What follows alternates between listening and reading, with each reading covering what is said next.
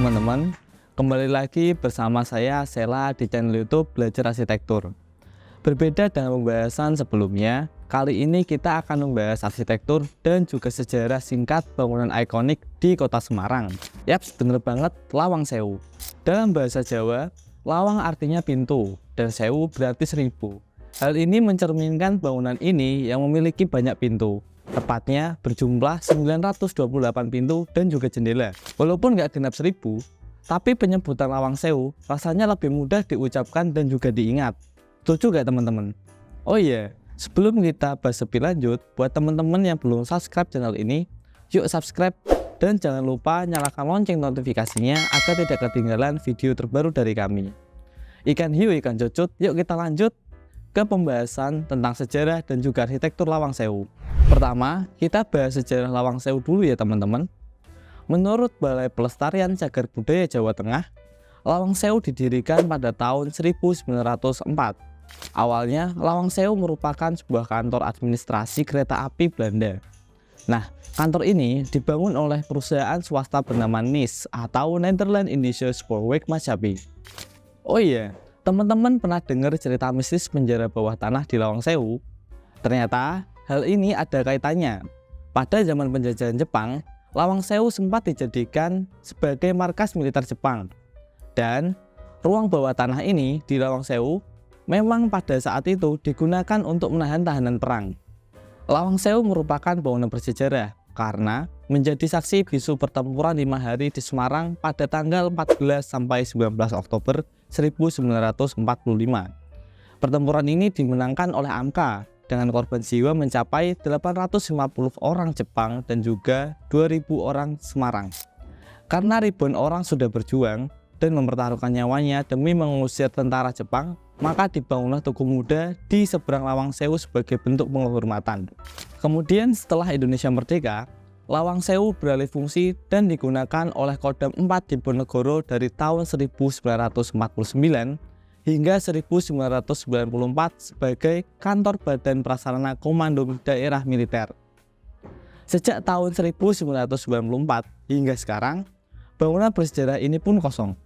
Sekarang, Lawang Sewu sudah dijadikan objek wisata yang menampilkan kemegahan arsitektur peninggalan kolonial. Yuk kita bahas detailnya.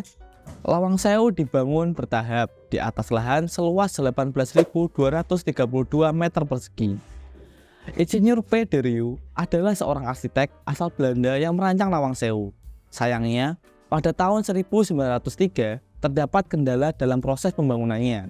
Berdasarkan informasi dari Kementerian Pariwisata dan Ekonomi Kreatif atau Badan Pariwisata dan Ekonomi Kreatif, setelah Insinyur P. de Rieu meninggal, pembangunan Lawang Sewu dilanjutkan oleh Profesor J. Klinkhammer dan B.C. Ondak.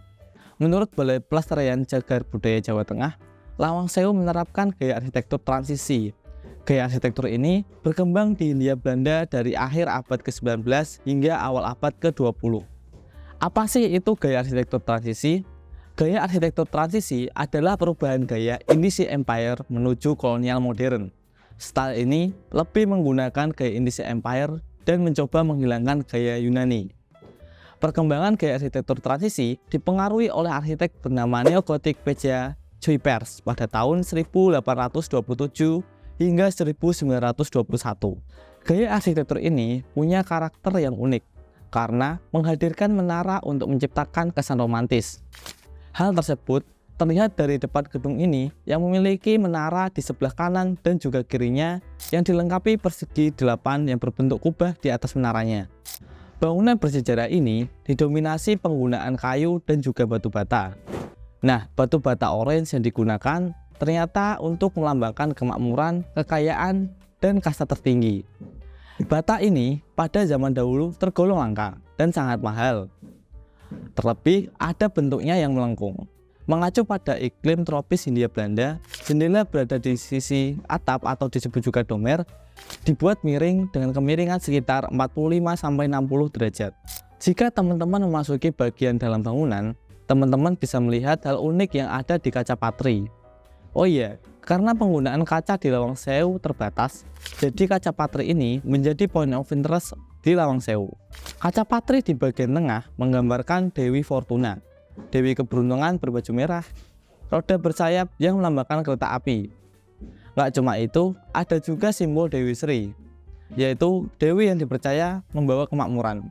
Untuk panel di atasnya, terdapat simbol tumbuhan dan juga hewan yang melambangkan Nusantara sebagai negeri yang kaya akan hasil bumi.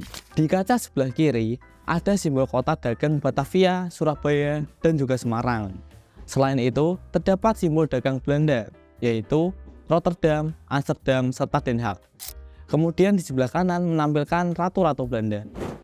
Hal unik lainnya yang bisa teman-teman temukan di Lawang Sewu adalah penggunaan bligor atau PC yang digunakan sebagai pengganti semen. Apa itu bligor dan kenapa orang zaman dahulu lebih memilih bligor ketimbang semen? Ternyata penggunaan semen dianggap berpotensi membuat bangunan retak. Karena hal ini, bligor digunakan. Bligor adalah campuran pasir, kapur, dan bata merah. Adonan ini dianggap tak mudah retak karena menyerap air dan menyejukkan ruangan. Konstruksi Lawang Sewu juga tanpa menggunakan besi loh. Sebagai alternatifnya, atap dibuat melengkung setengah lingkaran di setiap meternya untuk mengurangi tekanan.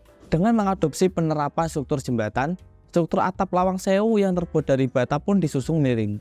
Sekian pembahasan mengenai sejarah, kemegahan, dan keunikan arsitektur Lawang Sewu. Semoga informasi yang aku share kali ini bermanfaat buat teman-teman ya. Kalau teman-teman mau konsultasi dengan tim arsitek maupun desain interior untuk rumah, bangunan komersil, langsung aja hubungi di nomor WhatsApp yang ada di www.rancangrekaruang.id. Terima kasih telah menonton video ini. Kalau teman-teman punya ide untuk kita bahas di video selanjutnya, silahkan tinggalkan di kolom komentar ya. Ikuti terus video terbaru dari kami untuk mendapatkan berbagai info menarik lainnya seputar arsitektur. Sampai ketemu di video selanjutnya. Bye-bye.